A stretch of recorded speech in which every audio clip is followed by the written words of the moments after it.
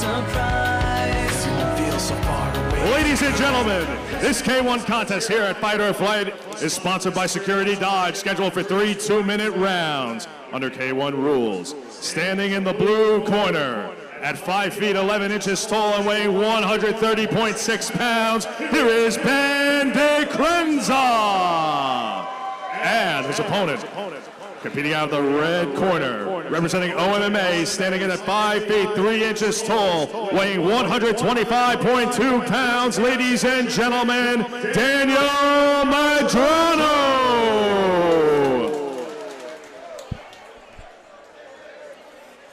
And here we go, ladies and gentlemen. Another K1 fight, 3x2.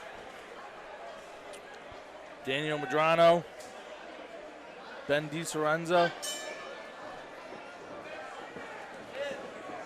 Oh, they went right. Oh, teeth.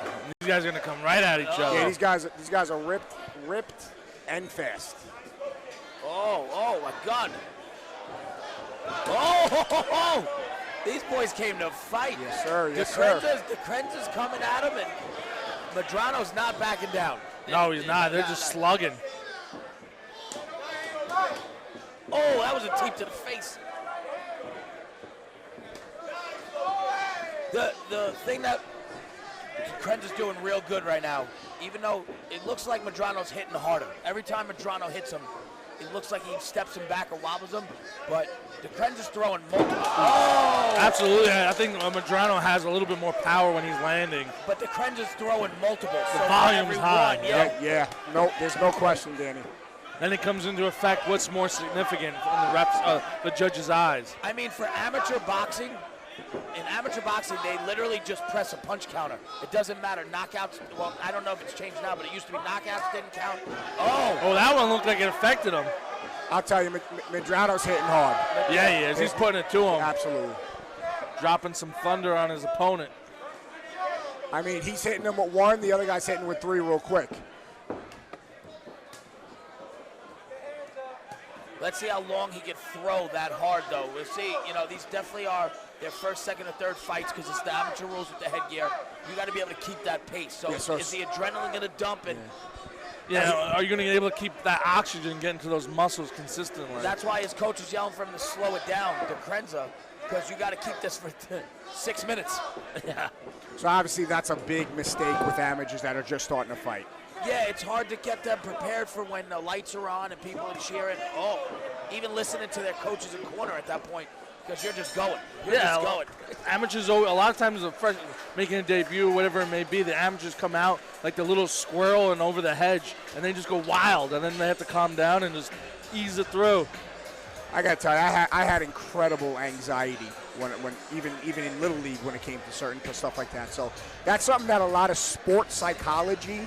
We didn't have that as kids or high school athletes. Yep. I wish I did. I wish I did as a high school athlete.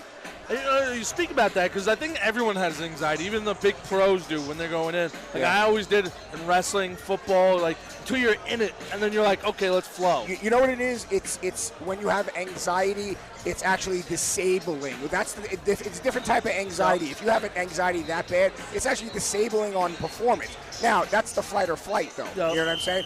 A lot of the really, really good athletes, they have that trigger that takes Turns over. It on Absolutely. off. A lot of sports psychologists, that's what they focus on big time.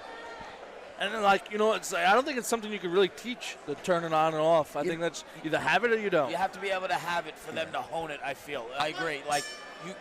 You can hone it and work on it if you have it, but if you don't have it, I don't think you can. Danny, you said it. If you can hone in on that, and again, I wish we had that as young athletes coming up. Oh, 2 big knees when Medrano. Another one by Decrenza.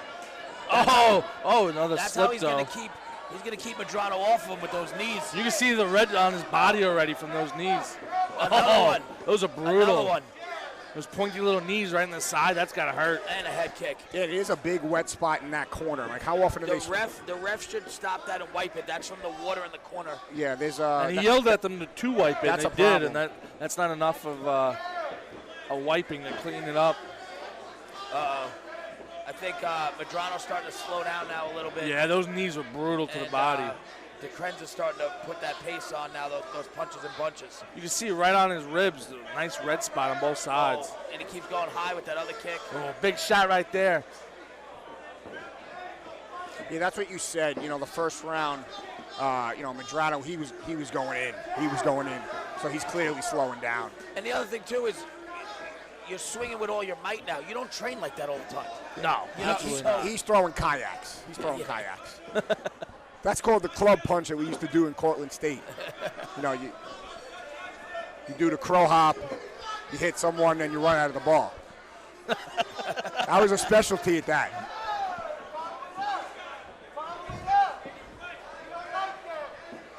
Nice parry punch right there. This is a parry huge there. round for Decrenza. Yeah, he's putting it on now.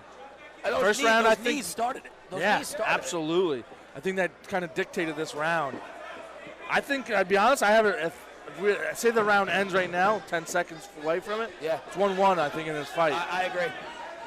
Danny, is that a technique that Decrenza's doing right now? He's going straight forward and just hitting him with straight jabs. I love that. That That's was a great technique. That was like robotic It was almost. that was just walking and punching, moving your feet and hands. So that's not a specific, like, I'm pounding you, it like. technically wasn't a bum rush for that.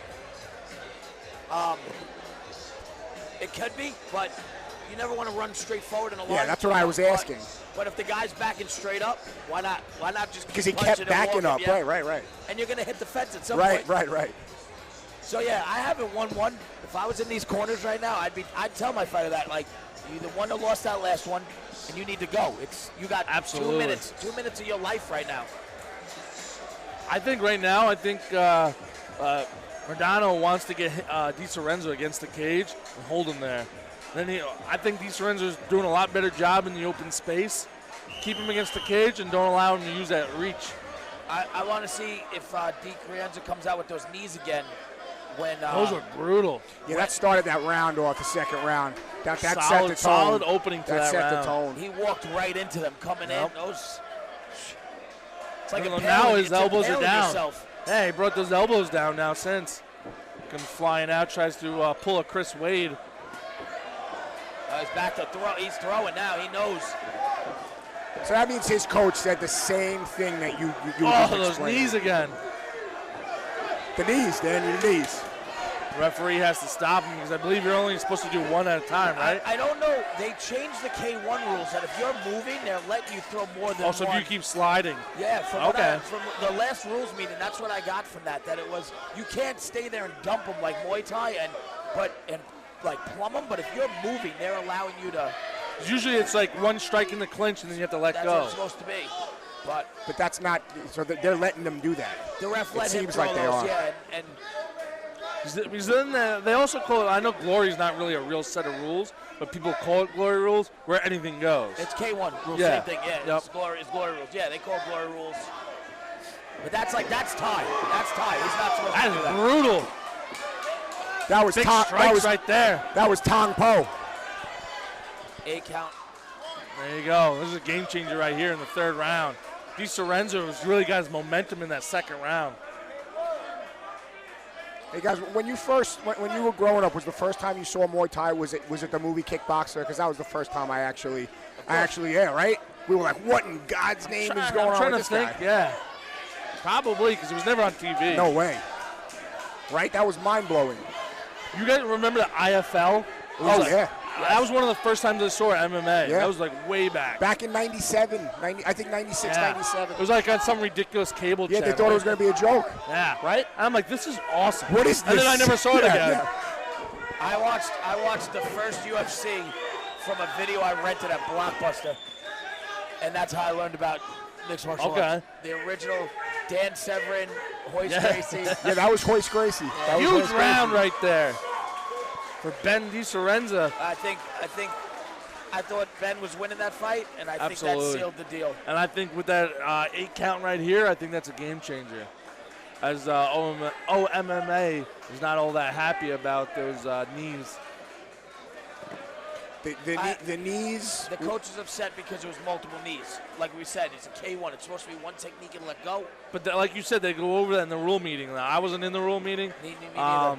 but we'll have to, maybe we could get a clarification afterwards. Well, that was the game changer. There's no question. That last round with the multiple knees. I think from that point in the second round, when those knees landed, like you said, it changed the whole momentum of the fight. Absolutely.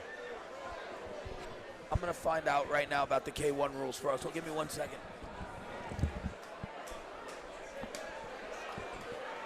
And we're going to throw it up to the ring announcer for the official decision.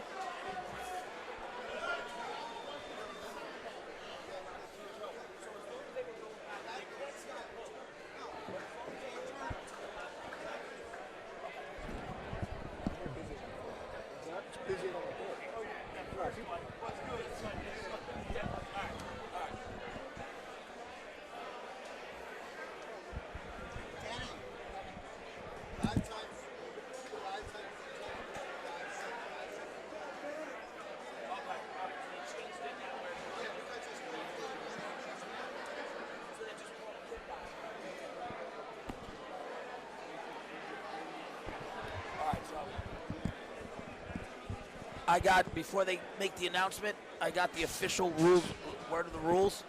And, wait, they'll do the announcement. Ladies and gentlemen, the officials have reached a unanimous decision.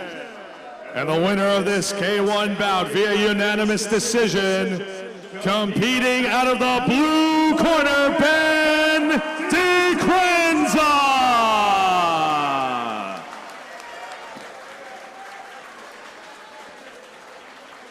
They're about to do a quick interview. Mr. Decrenza, congratulations on your hard-fought victory against Mr. Medrano. How are you feeling? I feel good. I'm just happy to be here, happy for the opportunity, especially after this last year. Just really grateful. Any chance we'll see you on the next Jack Hammer Promotions card, possibly? I hope so. I hope to be back as soon as I can. Ladies and gentlemen, Ben Decrenza! And there you have it, ladies and gentlemen, Ben Decrenza. So rules. So the new rule is K1 is not a style. It's just kickboxing. There's American. At this time, ladies and gentlemen, Fight or Flight is going to commence a 10-minute intermission. We will return to the action in exactly 10 minutes.